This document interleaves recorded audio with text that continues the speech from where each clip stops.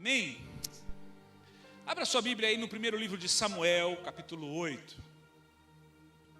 Eu quero falar um pouquinho hoje sobre Saul. E é interessante, porque da eleição para a rejeição, o que aconteceu com Saul? O que aconteceu? Quando nós falamos sobre Saul, quase sempre nós pensamos naquele que foi rejeitado. E como aquele que, como rei, foi reprovado por Deus. Mas nem sempre foi assim.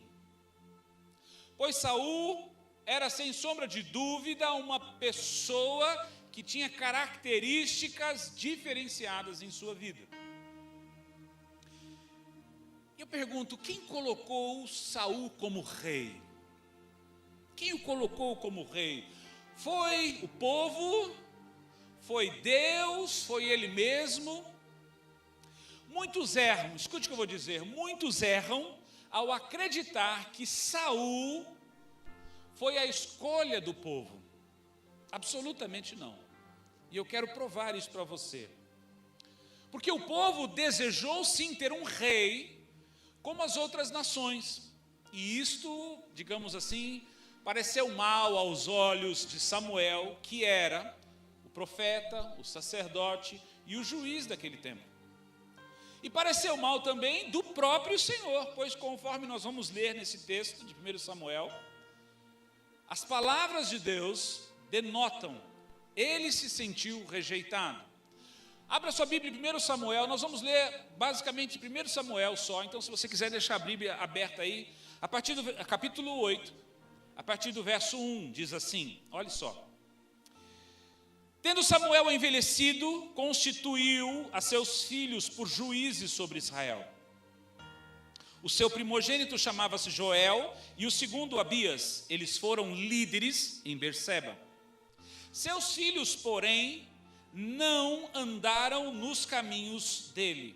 Antes, se inclinaram à avareza, aceitaram subornos ou presentes e perverteram o juízo.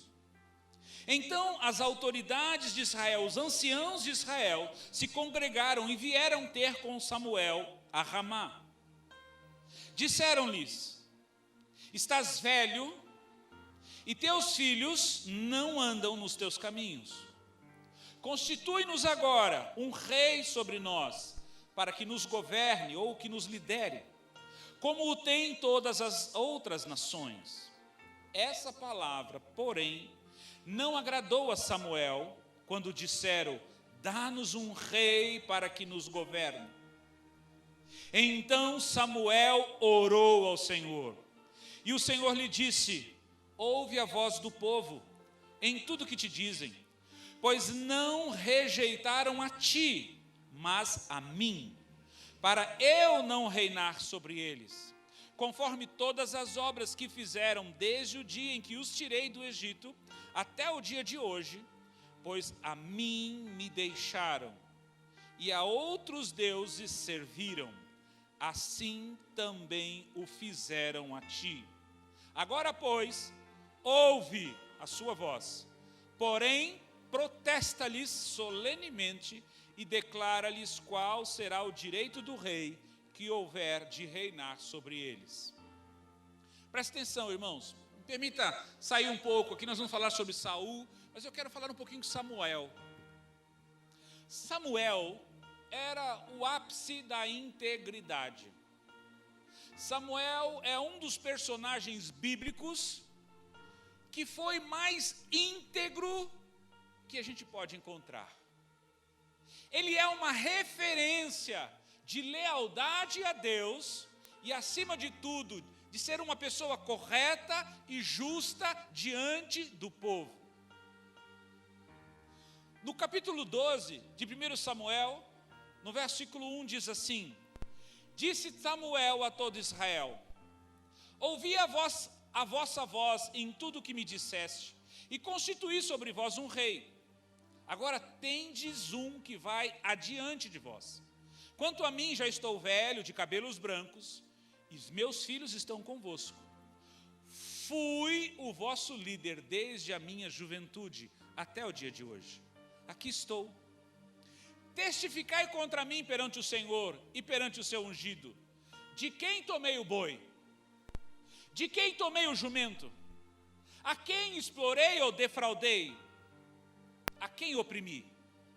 Das mãos de quem recebi suborno ou presente para encobrir com ele os meus olhos? Se fiz alguma destas coisas, eu as restituirei. Responderam então: em nada nos defraudastes, nem nos oprimistes. Coisa alguma tomaste da mão de ninguém. Disse-lhe Samuel: o Senhor seja testemunha contra vós, e o seu ungido seja hoje testemunha, que nada achaste nas minhas mãos. Respondeu o povo: ele é testemunha. Olha só, irmãos, Samuel tinha um nível de integridade que desde a sua juventude até o final da sua velhice, ele se apresenta: de quem eu recebi alguma coisa a mais? Quem me deu algum presente que perverteu o meu conselho, a direção de Deus ou a palavra de Deus sobre vocês? De quem eu exigi ou explorei alguma coisa? Tal era a integridade de Samuel. O próprio Senhor, em um tempo difícil, muitos anos depois sobre Israel, quando Jeremias era o profeta, Jeremias estava intercedendo por Israel a Deus. Olha o que Deus diz, Jeremias 15:1, põe para mim na tela. Diz assim: disse-me, porém, o Senhor: ainda que Moisés e Samuel se pusessem diante de mim, não seria a minha alma com este povo. Olha só, ele coloca assim, olha,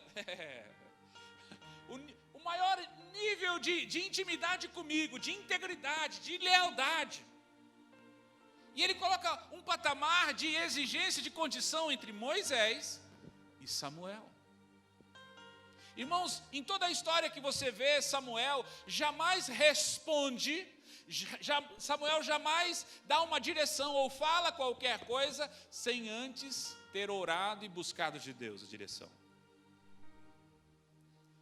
Mesmo diante das barbáries que as pessoas fizeram, que Saul fez, que Davi fez, ele jamais deixou de orar ao Senhor. E ele chega a dizer: longe de mim deixar de orar e clamar a Deus por vocês. Tal o nível de aliança, de lealdade, de fidelidade que Samuel tinha. Mas eu posso confessar algo a você? Eu não sei por qual motivo Samuel não conseguiu ensinar os seus filhos sobre não amar as riquezas deste mundo. Nem tampouco ensinou-os a não se vender por suborno ou por presentes, pervertendo o juízo que deveriam fazer corretamente. Irmãos, este é o mesmo erro que aconteceu com Eli, o sacerdote que antecedeu a Samuel. A Bíblia diz que os filhos de Eli desprezavam as ofertas, metiam o garfo nas panelas, antes das pessoas separarem a oferta do Senhor, eles arrancavam o que queriam. Então agora, os filhos de Samuel, ao se colocarem como juízes, não andam no caminho da integridade do seu pai, mas antes se inclinam para a avareza, aceitando o suborno. Ei, pais, que possamos ensinar os nossos filhos a trilharem o caminho do temor e da dependência de Deus, para que eles não desejem mais do que o Senhor tem para nós, sob pena de se perderem pelo caminho da avareza. Irmãos, isso é para nós pararmos e refletirmos. Mas vamos voltar para Saul. Saul foi escolhido por Deus porque era alguém destacável, forte, muito bonito diante do seu povo. No capítulo 9 de 1 Samuel, diz assim, o versículo 2: Este tinha um filho chamado Saul, jovem e tão belo, que entre os filhos de Israel não havia outro homem mais belo do que ele. Desde os ombros para cima, sobressaía em altura a todo o povo. Ele era alguém destacável. Veja o que Deus disse a Samuel antes de conhecer Saul. No versículo 15 diz assim: Ora, o Senhor revelara isso aos ouvidos de Samuel, um dia antes de Saul chegar, dizendo: Amanhã, a essas horas, te enviarei um homem da terra de Benjamim, o qual ungirá por líder ou por príncipe sobre o meu povo de Israel. Ele livrará o meu povo das mãos dos filisteus. Olhei para o meu povo, pois o seu clamor chegou a mim. Olha só, Deus viu, presta atenção, Deus viu em Saul a resposta para libertar o seu povo dos inimigos de Israel. Israel estava sendo subjugado pelos filisteus, e quase sempre os outros inimigos, os outros deuses da vida, vinham, lutavam contra ele, tomavam suas terras, suas colheitas, suas plantações. Então entenda, no capítulo 10, no versículo 1 diz assim: Então tomou Samuel um vaso de azeite e o derramou sobre a cabeça de Saul, o beijou e disse: Não te ungiu o Senhor por líder ou por príncipe ou por capitão sobre a sua herança? Ou seja, foi Deus quem escolheu e ungiu a Saul como rei sobre Israel. E o ungiu para liderá-lo, para libertar o seu povo da escravidão e da exploração dos inimigos de Israel. Deus escolheu Saul. Deus escolheu Saul. Deus ungiu Saul para um propósito maior. Não foi uma escolha humana. Além disso, Deus deu direção de como Saul se tornaria rei, um rei de verdade. Entenda uma coisa: Deus nunca lhe dará uma missão, Deus nunca lhe dará um propósito sem lhe mostrar o caminho que eu e você devemos seguir ou trilhar.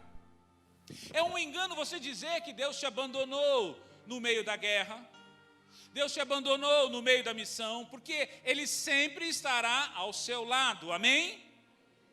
Mas Ele com certeza te deu um caminho, te deu uma rota que você deveria seguir, que você deveria trilhar, mas a decisão em trilhar essa rota ou não é sua. E a consequência disto também será sua. No caminho da transformação que Deus instruiu, direcionou Saul, ele deveria, acompanhe comigo, quero que você abra agora aí, no capítulo 10, no versículo 2, diz assim: Quando te afastares hoje de mim, acharás 2 homens junto ao sepulcro de Raquel, lá no território de Benjamim, em Zelza, os quais te dirão: acharam-se as jumentas. Lembrando que esse encontro de Saul com Samuel se deu porque ele estava à procura das jumentas do seu pai, que haviam se perdido. Então, Samuel traz a direção a ele: quando te afastares hoje de mim, acharás 2 homens junto ao sepulcro de Raquel, no território de Benjamim de Zelza, os quais te dirão: acharam-se as jumentas que foste procurar. E agora o teu pai já deixou de pensar no negócio das jumentas e anda aflito por causa de ti, dizendo: que farei eu por meu filho? Olha só, a primeira coisa que Samuel traz por direção é: quando se afastares de mim, acharás 2 homens junto ao sepulcro de Raquel. Quem era Raquel? Raquel era a esposa de Jacó, a mãe de Benjamim, dos benjamitas. Ele estava dizendo: olha, presta atenção, ao saíres daqui como rei, você deve passar pelo sepulcro de Raquel, a mãe de Benjamim, que perdeu a sua vida ao dar à luz no seu nascimento. Raquel morreu ao gerar Benjamim. Ou seja, você só se tornou o que é hoje porque alguém morreu para que você tivesse essa vida. Queridos, amados, nós somente seremos e viveremos as promessas de Deus em nossas vidas e famílias, porque Jesus um dia subiu naquela cruz e decidiu se entregar e morrer em nosso lugar, tomando sobre ele todos os nossos erros, os nossos pecados, as nossas doenças e as nossas deformidades. Jamais seremos o que o Pai prometeu se não reconhecermos o sacrifício de Jesus naquela cruz. Isso não tem nada a ver com você, não tem nada a ver com a sua capacidade, tem a ver com Ele, tem a ver com Jesus. Então reconheça-o em sua vida. Pode aplaudir o Senhor por isso. Nesse processo de transformação, a primeira história, primeiro aprendizado de Saul: reconheça que alguém morreu, passe pelo sepulcro de Raquel. Continua o texto, versículo 3: então passarás dali para o carvalho de Tabor, ali te encontrarão 3 homens que vão subindo à casa de Deus, a Betel. Um estará levando 3 cabritos, o outro 3 bolos de pão e o outro um odre de vinho. Eles te saudarão e te darão 2 pães, os quais aceitarás de sua mão. Olha só, ele dizendo: você vai encontrar 3 homens que vão subindo à casa de Deus com as suas ofertas. Ei, irmãos, ele estava dizendo a Saul: jamais se esqueça do caminho da honra a Deus, para que você sempre o honre com aquilo que Ele te entregou. Sabe, irmãos, jamais seremos bem-sucedidos na jornada que Deus propôs para as nossas vidas se nós não o honrarmos com aquilo que Ele já tem nos dado. A honra é um caminho de vida plena, de abundância de bens, mas acima de tudo, é um estilo de vida que todo filho de Deus deve viver. Disse mais o Senhor: eles te saudarão e te darão 2 pães, os quais aceitarás. Deus estava dizendo a Saul: a partir de agora, a partir de hoje, como rei, você será alimentado e sustentado pelo Senhor. Eu vou suprir as suas necessidades. Antes de Saul ser reconhecido como rei, nós não temos tempo de ler, mas Deus estabeleceu os princípios de como ele viveria e como ele teria direito de receber do povo. Ou seja, se eu e você entendermos que vivemos para cumprir o propósito do Senhor, então é Ele que nos sustentará e nos dará todo o suporte para viver e respondermos ao chamado. Mas observe que tem um detalhezinho a mais. Nós temos que aceitar da mão de quem o Senhor usar para nos dar. É interessante isso. Sabe por quê? Porque isso fala de nós não sermos orgulhosos. Muitas pessoas, mesmo diante da necessidade ou da dependência de Deus, quando Deus usa uma pessoa para lhe oferecer algo, elas dizem assim: não precisa. Conhece alguém assim? Não precisa não. Ou seja, eu não preciso disso por você. Irmãos, não seja orgulhoso. Aprenda a ser humilde para reconhecer e receber o que da mão do Senhor virá para a sua vida. Amém? Continua o verso 5. Então chegarás ao outeiro de Deus, onde está a guarnição dos filisteus.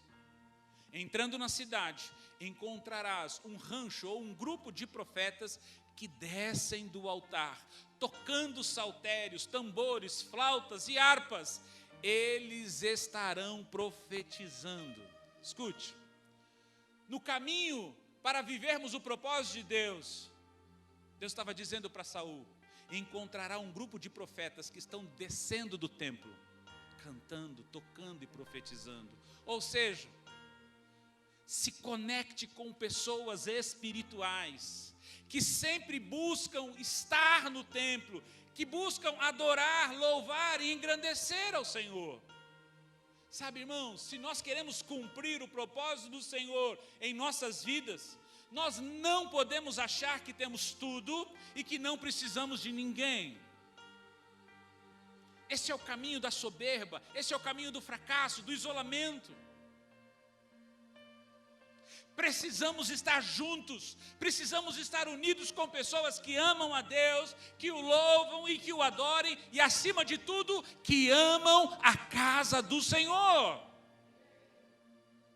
No verso 6 ele continua: o Espírito do Senhor então se apoderará de ti, e profetizarás com eles, e serás transformado em outro homem.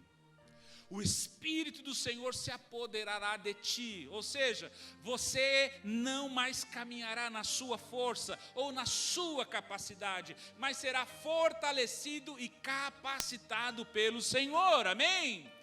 E profetizarás com eles, ou seja, você se tornará, você receberá dons. Você será tomado pelos dons e pelo poder sobrenatural de Deus, que Ele compartilhará a você através de outras pessoas. Preste atenção, irmãos. Um dos equívocos de muitos em fracassarem no ministério, no chamado, no propósito, é acharem que não precisam dos outros. Que eu não preciso do irmãozinho, da irmãzinha, do pastor, do líder. Isso é um equívoco. Sabe por quê? Porque como corpo nós funcionamos assim, um conectado ao outro e um dependendo e fornecendo ao outro.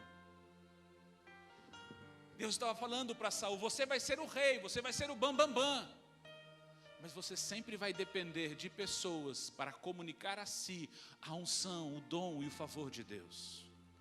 Não importa se você é o pai, você é o chefe da sua casa, se você é o líder da sua célula, se você é o pastor, se você é o apóstolo, se você é o chefe, se você é o patrão, escute o que eu vou dizer. Aprenda a depender de Deus através das pessoas, porque é por elas que Deus vai usar para abençoar a sua vida.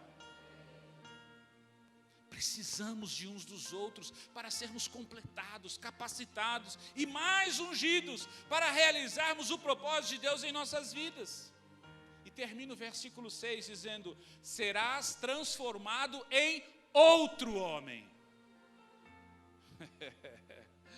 Escute o que eu vou dizer: o homem que Deus quer usar não depende de quem você é ou quem você era, e sim de quem Deus pode transformar a sua vida e o seu caráter. Este é o homem que Deus, esse é a mulher que Deus vai usar para mudar a sua história. O que Deus quer fazer em sua vida, irmãos, é muito maior do que você pode sonhar ou imaginar. Saul saiu para procurar as jumentas do seu pai, e voltou como rei sobre Israel. Eu quero dizer uma coisa e quero profetizar nesta noite, que você talvez não saiba por que você entrou aqui, talvez você não saiba por que você veio a essa reunião, talvez você não saiba por que você está me assistindo, conectado com aí, mas eu quero liberar que aquilo que Deus preparou, aquilo que Deus profetizou e desejou para a sua vida, vai acontecer a partir de hoje. Se você crê e concorda, diga amém.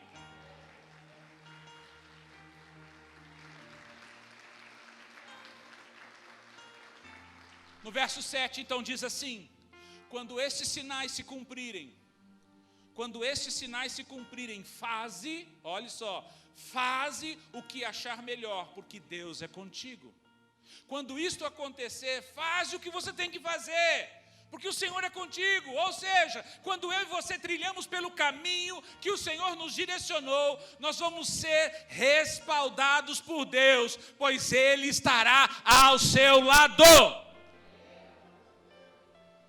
No versículo 9 diz assim: virando Saul as costas para se afastar de Samuel, Deus lhe mudou o coração em outro. E todos aqueles sinais aconteceram naquele mesmo dia. Presta atenção, Deus mudou o coração em outro. Quando nós obedecemos e cumprimos a vontade do Senhor, até o nosso coração, até o nosso espírito é transformado e alinhado para o coração de Deus. Foi assim que Deus confirmou a unção e a separação de Saul como rei de Israel. No verso 20 diz assim: tendo Samuel feito chegar a todas as tribos de Israel, foi tomado por sorte a tribo de Benjamim. Tendo feito chegar a tribo de Benjamim pelas suas famílias, foi tomado a família de Matri, e dela foi tomado Saul, filho de Quis. Mas quando o procuraram, não foi encontrado. Então tornaram a perguntar ao Senhor se aquele homem ainda viria ali. Respondeu o Senhor: ele se escondeu entre as bagagens. Correram e o trouxeram dali. Estando ele no meio do povo, sobressaía em altura a todo o povo, desde o ombro para cima. Disse Samuel a todo o povo: vedes o homem que o Senhor escolheu ou elegeu. Vedes aí? Não há entre o povo nenhum semelhante a ele. Então todo o povo prorrompeu em gritos ou jubilou, exclamando: viva o rei, viva o rei. Vede, irmãos, olha só, vede o homem a quem o Senhor elegeu ou escolheu. Ou seja, quem escolheu Saul como rei foi Deus, não foi o homem, não foi Samuel, não foi Israel, foi Deus. Amados, quem escolheu você foi Deus, não foi seu líder, não foi seu pastor, não foi seu pai natural, foi Deus quem te escolheu e te designou para que você vá e cumpra o propósito dele para a sua vida. Liberte os seus, faça a diferença onde Deus te colocou, meu irmão. Debaixo desta escolha, Saul se levantou, fez proeza, libertando Israel, Jabes de Gileade primeiro, das mãos dos amonitas.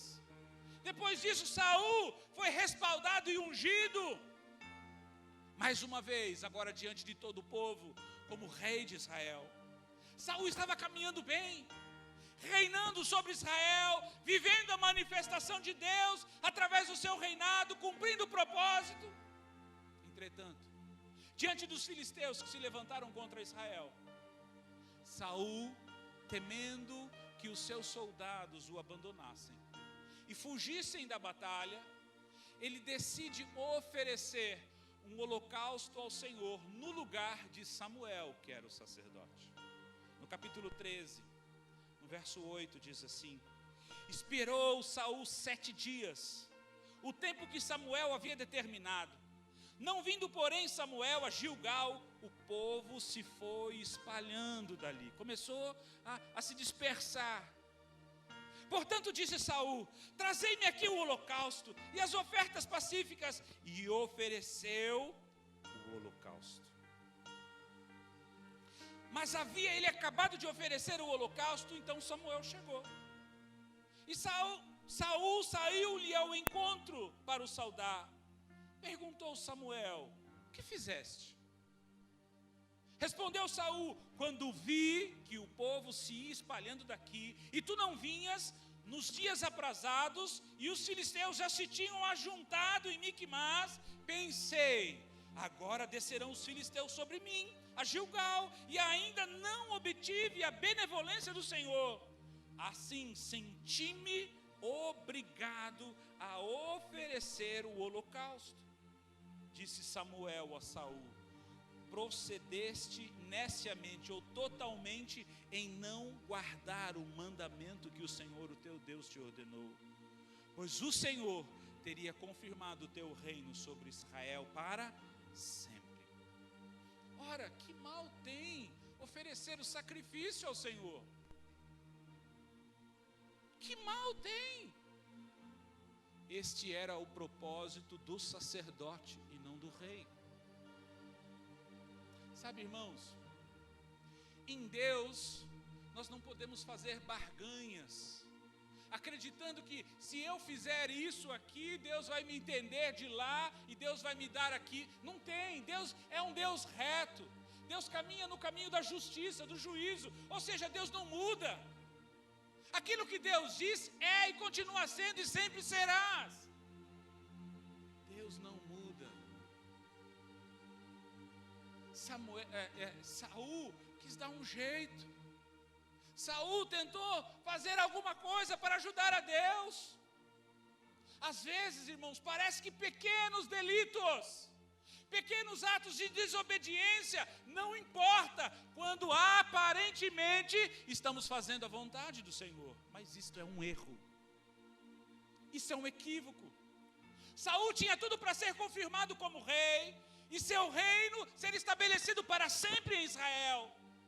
Mas porque não observou o mandamento do Senhor, ele pereceu. Entenda, amados.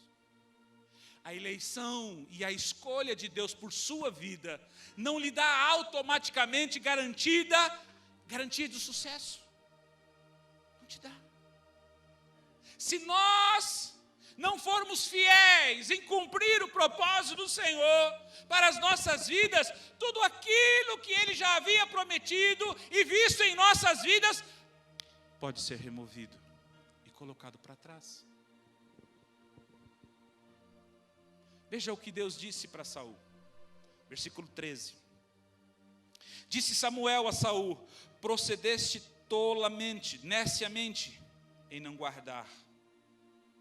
14. Agora, porém, não subsistirá o teu reino.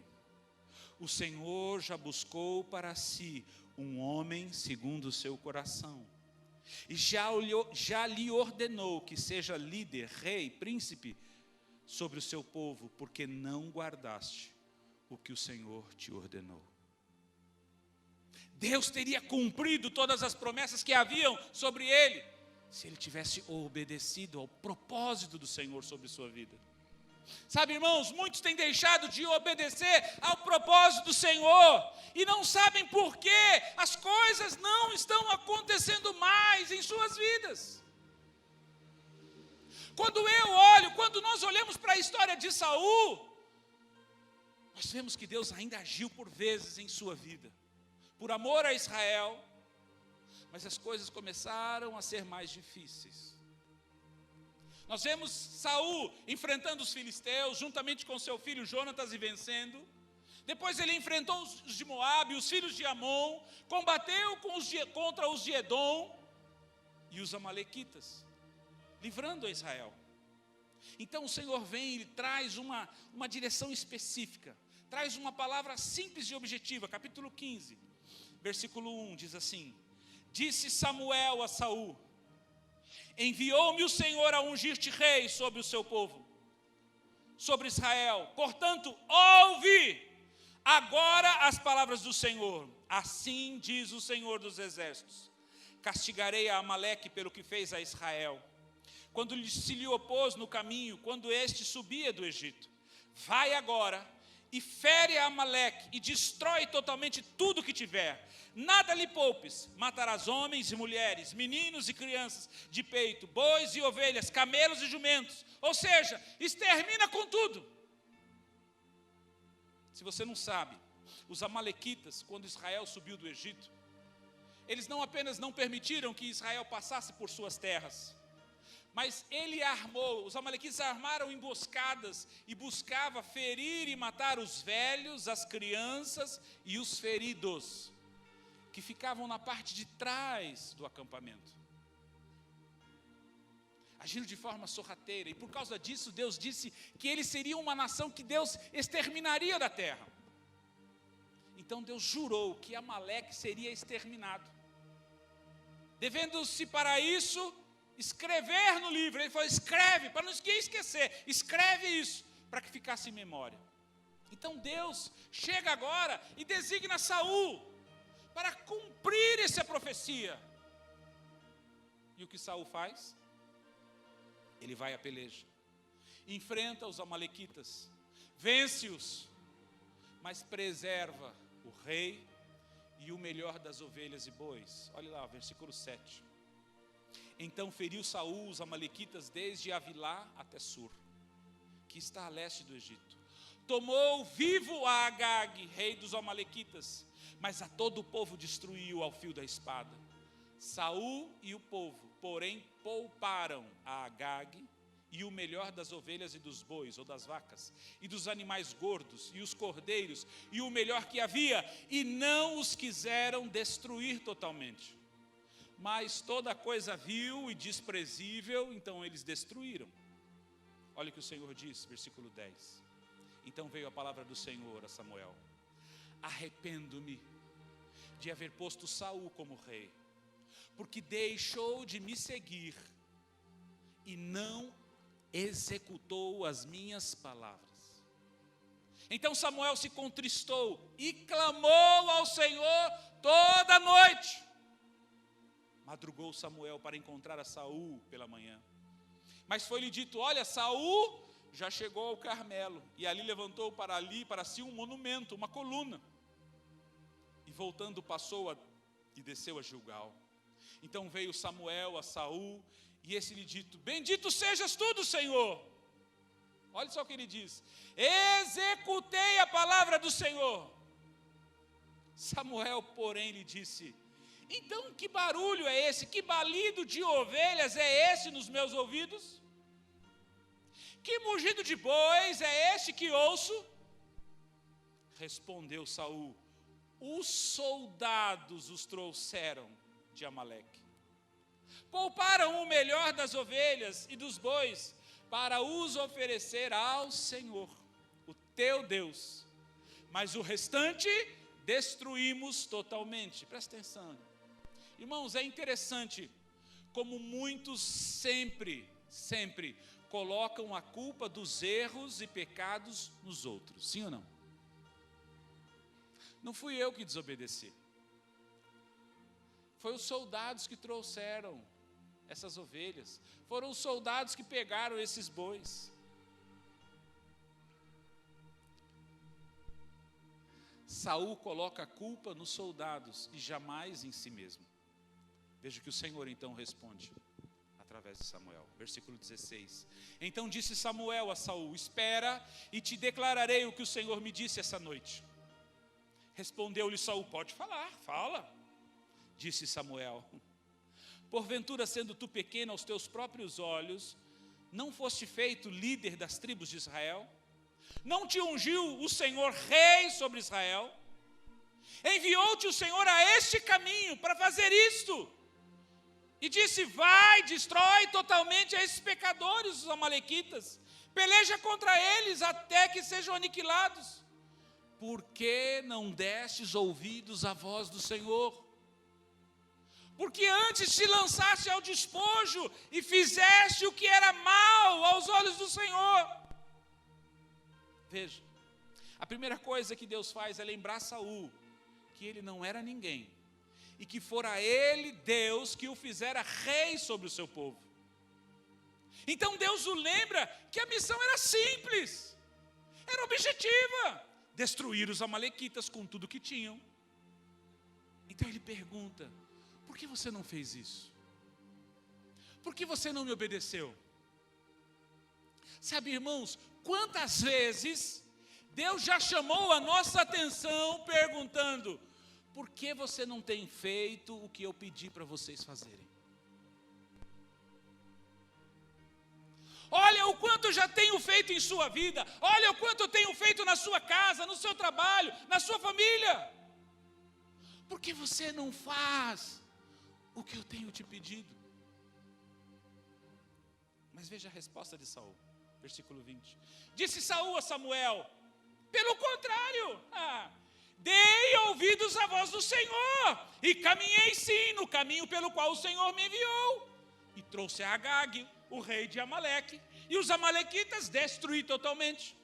Os soldados tomaram do despojo ovelhas e bois, o melhor do destinado à destruição, para oferecer ao Senhor, o teu Deus, em Gilgal.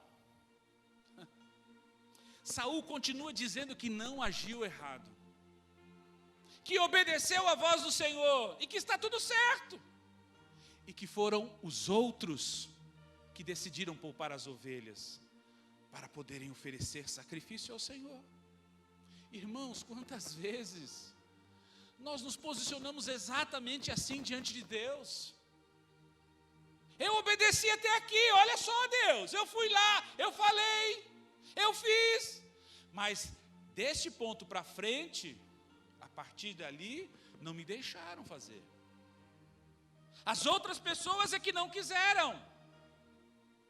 Quantas vezes agimos assim, irmãos? Veja aqui, a intenção dos soldados, segundo a justificativa de Saul, era para que eles oferecessem em sacrifício e oferta a Deus. Era algo aparentemente bom. Eles pensavam, vamos agradar a Deus com aquilo que conquistamos. Não é mesmo? Absolutamente não. Jamais agradaremos a Deus com aquilo que Ele não nos pediu. Veja a resposta então do Senhor. Versículo 22. Samuel, porém, respondeu: tem o Senhor tanto prazer em holocaustos e sacrifícios, como em que se obedeça à sua palavra? Tem o Senhor tanto prazer em holocaustos e sacrifícios, em que se obedeça a sua palavra? Então ele responde: obedecer é melhor do que sacrificar, e o atender melhor é do que a gordura dos carneiros, pois a rebelião é como o pecado de feitiçaria, e a obstinação, ou o porfiar, ou a teimosia, é como a iniquidade de idolatria. Visto que rejeitaste a palavra do Senhor, Ele também te rejeitou, para que não sejas rei. Porque Saul continuou rejeitando a correção, buscando se isentar do seu erro, se enganando que estava cumprindo a vontade do Senhor. Então Deus trouxe um juízo sobre a sua vida. Ele perderia o seu trono, e sua história seria marcada pela derrota e rejeição.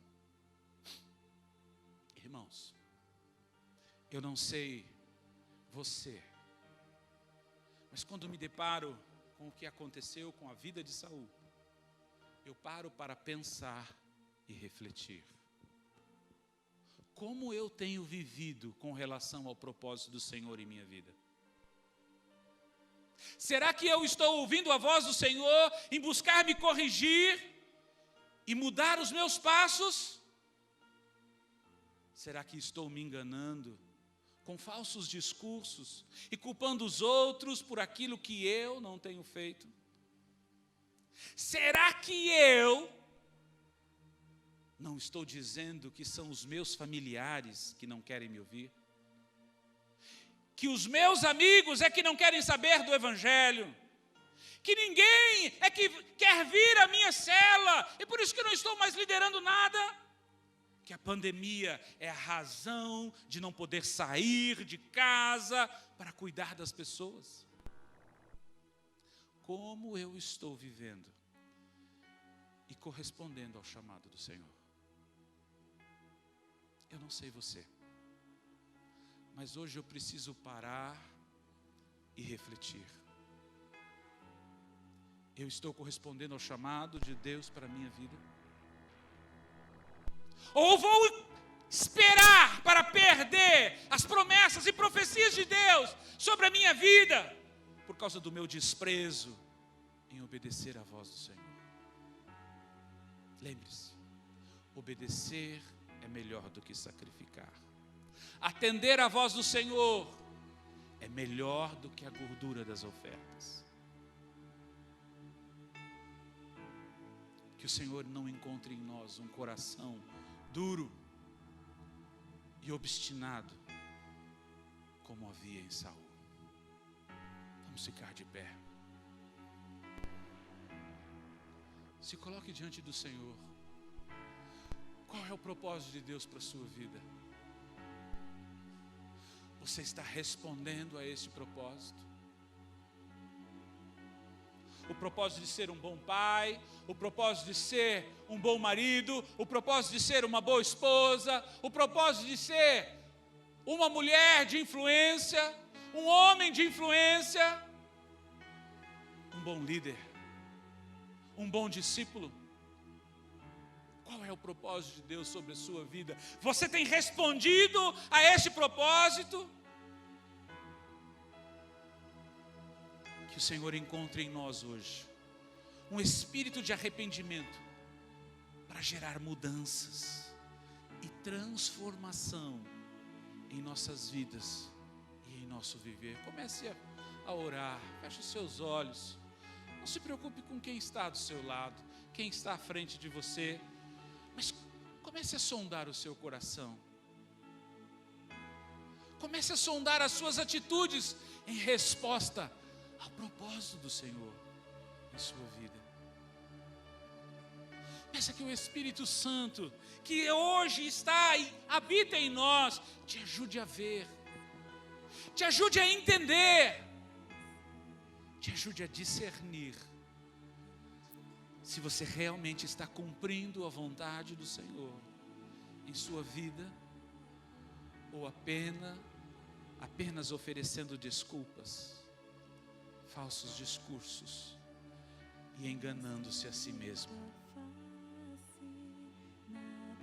Fale com Ele. Responda para Ele, não é para mim. Responda para Ele. Foi Ele que te escolheu. Foi Ele que te elegeu. Foi Ele que te estabeleceu para cumprir um propósito para Ele.